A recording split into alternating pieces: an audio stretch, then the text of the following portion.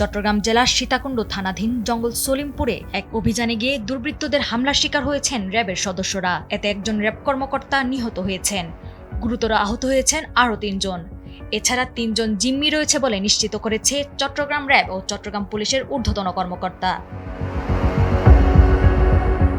র্যাবের কর্মকর্তারা জানায়, টিমটি জঙ্গল সলিমপুরের অবৈধ আস্তানার কাছাকাছি পৌঁছলে ইয়াসিন বাহিনীর সদস্যরা টের পেয়ে র্যাবের ওপর গুলিবর্ষণ শুরু করে।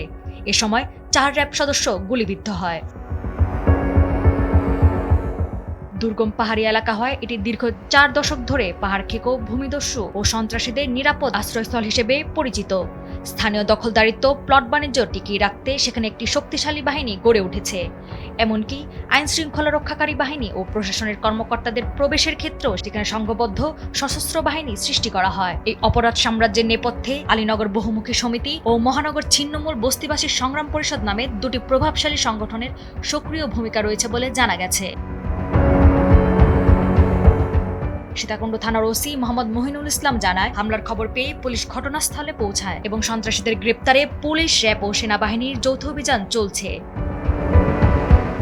নাওয়ার সালসাবিল দুর্দানা, সময়ের আলো।